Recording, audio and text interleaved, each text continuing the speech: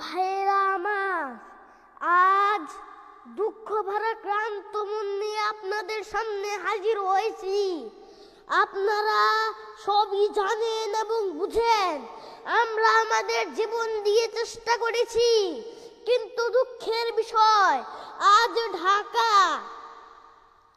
চট্টগ্রাম, খুলনা, রাজশাহী, রংপুরে আমার ভাইয়ের রক্তে রাজপথ রঞ্জিত হয়েছে।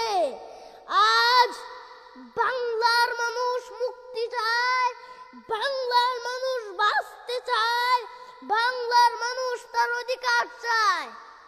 কি অন্যায় করেছিলাম? নির্বাচনের পরে বাংলাদেশের মানুষ সম্পূর্ণভাবে আমাকে ও আওয়ামী লীগকে ভোট দেন।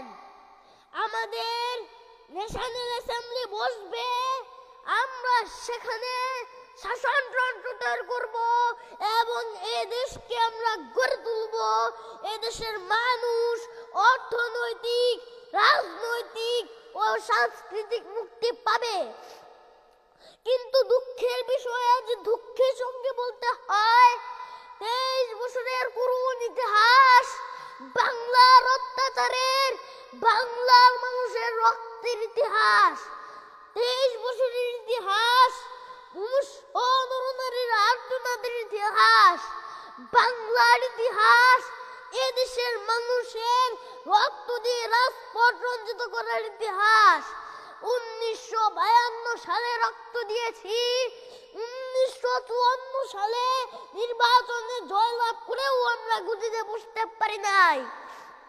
1958 সালে আইয়ুব খান মাশাআল্লাহ জারি করে 10 বছর পর্যন্ত আমাদের গোলাম করে রেখেছে।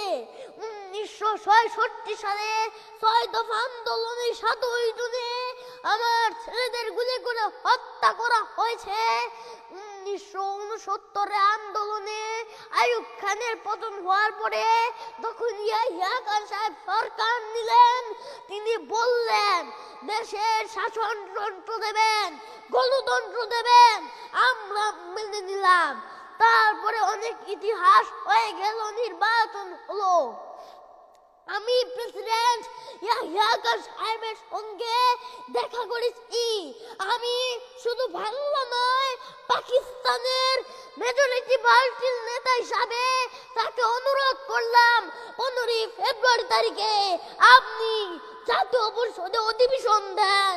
তিনি আমার কথা রাখলেন না, তিনি রাখলেন ভুট্টো সাহেবের কথা। তিনি বললেন প্রথম সপ্তাহের মাস হবে। আমরা বললাম ঠিক আছে, আমরা অ্যাসেম্বলিতে বসবো। আমি বললাম অ্যাসেম্বলির মধ্যে আলোচনা করব। এমনকি আমি এ পর্যন্ত বললাম যদি কেউ ন্যায্য কথা বলে, আমরা সংখ্যায় বেশি হলেও একজন যদি অসে হয়, তা ন্যায্য কথা আমরা মেনে নিব। জনাব ভুট্টো সাহেব এখানে এসেছিলেন, আলোচনা করলেন, বলে গেলেন যে আলোচনার দরজা বন্ধ না, আর আলোচনা হবে। তারপরে অন্যান্য নেতৃবৃন্দের সাথে আলাপ করলাম, আপনারা আসুন বসুন, আমরা আলাপ করে শাসনতন্ত্র তৈরি করি। তিনি বললেন পশ্চিম পাকিস্তানের মেম্বাররা যদি এখানে আসে তাহলে কসাইখানা হবে অ্যাসেম্বলি। তিনি বললেন যে যাবে তাকে মেরে ফেলে দেওয়া হবে। যদি কেউ অ্যাসেম্বলিতে আসে তাহলে পেশোয়ার থেকে করাচি পর্যন্ত দোকান জোর করে বন্ধ করা হবে। আমি বললাম অ্যাসেম্বলি চলবে। তারপরে হঠাৎ 1 তারিখে অ্যাসেম্বলি বন্ধ করে দেওয়া হলো। ইয়াহিয়া খান সাহেব প্রেসিডেন্ট হিসাবে অ্যাসেম্বলি ডেকেছিলেন। আমি বললাম যে আমি যাব। ভুট্টো সাহেব বললেন তিনি যাবেন না। 35 জন সদস্য পশ্চিম পাকিস্তান থেকে এখানে আসলেন। তারপরে হঠাৎ বন্ধ করে দেওয়া হলো। দোষ দেওয়া হলো বাংলার মানুষকে, দোষ দেওয়া হলো আমাকে। বন্ধ করে দেওয়ার পরে দেশের মানুষ প্রতিবাদ মুখর হয়ে উঠলো। আমি বললাম শান্তিপূর্ণভাবে আপনারা হরতাল পালন করেন। আমি বললাম আপনারা কোয়াল কারখানা সবকিছু বন্ধ করে দেন। জনগণ সাড়া দিল, আপন ইচ্ছায় জনগণ রাস্তায় বেরিয়ে পড়ল। তারা শান্তিপূর্ণভাবে সংগ্রাম চালিয়ে যাওয়ার জন্য স্থির প্রতিজ্ঞাবদ্ধ হলো। কি পেলাম আমরা? আমার পয়সা দিয়ে অস্ত্র কিনেছি শত্রুর আক্রমণ থেকে দেশকে রক্ষা করার জন্য, আর সেই অস্ত্র ব্যবহার হচ্ছে আমার দেশের গরিব দুঃখী নিরস্ত্র মানুষের বিরুদ্ধে। তার বুকের পর হচ্ছে গুলি। আমরা পাকিস্তানের সংখ্যাগুরু, আমরা বাঙালিরা যখনই ক্ষমতায় যাওয়ার চেষ্টা করেছি তখনই তা আমাদের উপর ঝাঁপিয়ে পড়েছেন। টেলিফোনে আমার সঙ্গে তার কথা হয়।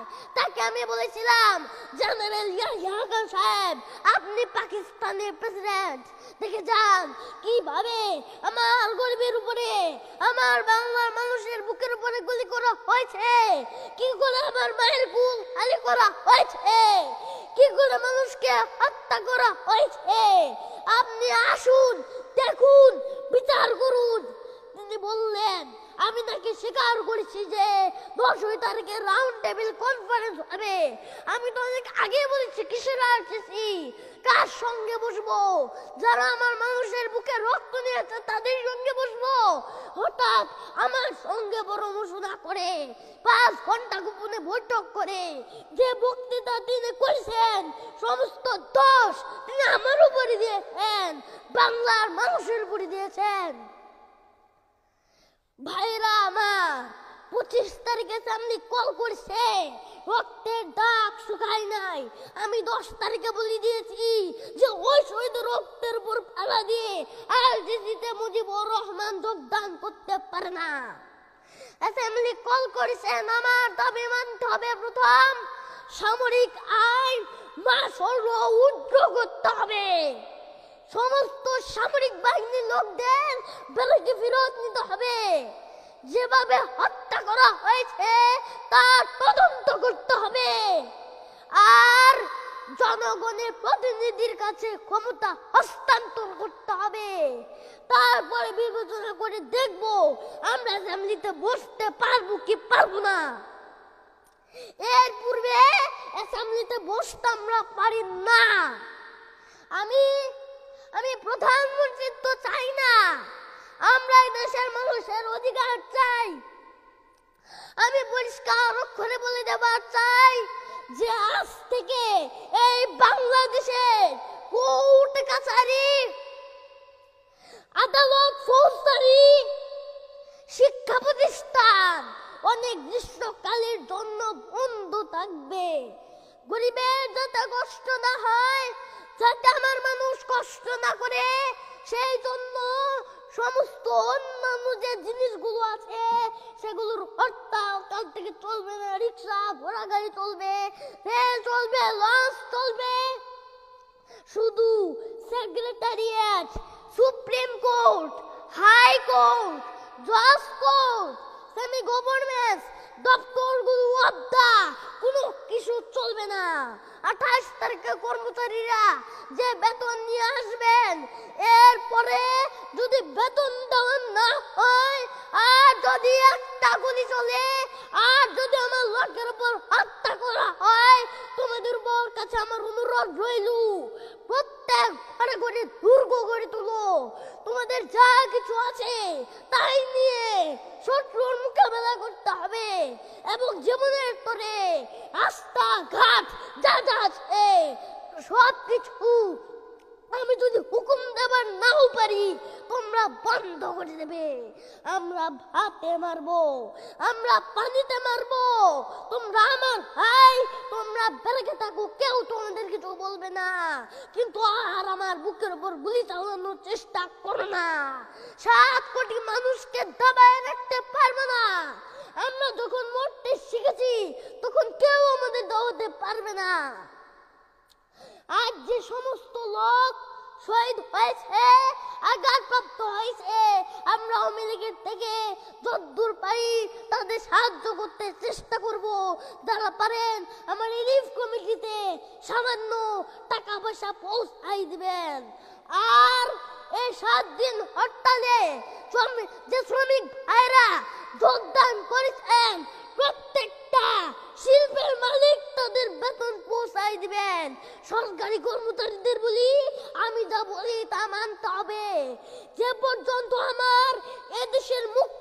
হবে, খাজনা ট্যাক্স বন্ধ করে দেওয়া হলো, কেউ দেবে না।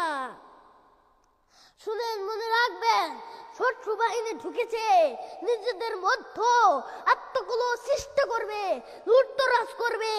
এই বাংলায় হিন্দু মুসলমান, বাঙালি নন বাঙালি যারা আছেন তারা আমাদের ভাই, তাদের রক্ষার দায়িত্ব আপনাদের উপরে, আমাদের যেন বদনাম না হয়। মনে রাখবেন, রেডিও টেলিভিশনের কর্মচারীরা যদি রেডিওতে আমাদের কথা না শুনে, তাহলে কোনো বাঙালি রেডিও স্টেশনে যাবেন না। যদি টেলিভিশন আমাদের নিউজ না দেয়, কোনো বাঙালি টেলিভিশনে যাবেন না। 2 ঘন্টা ব্যাংক খোলা থাকবে, যাতে মানুষ তাদের মাইনাপত্র নেবার পারে। কিন্তু পূর্ব বাংলা থেকে পশ্চিম পাকিস্তানে 1 পয়সাও চালান হতে পারবে না। টেলিফোন টেলিগ্রাম আমাদের এই পূর্ব বাংলায় চলবে, এবং বিদেশের সঙ্গে বাংলাদেশের নিউজ বাইরে পাঠানো চলবে। কিন্তু যদি এদেশের মানুষকে খতম করার চেষ্টা করা হয়, বাঙালিরা বুঝে শুনে কাজ করবেন। প্রত্যেক গ্রামে, প্রত্যেক মহল্লায় আওয়ামী লীগের নেতৃত্বে সংগ্রাম পরিষদ গড়ে তুলো, এবং তোমাদের যা কিছু আছে তাই নিয়ে প্রস্তুত থাকো। মনে রাখবা, রক্ত যখন দিয়েছি, রক্ত আরো দিব, তবু দেশের মানুষকে মুক্ত করে ছাড়বো ইনশাআল্লাহ।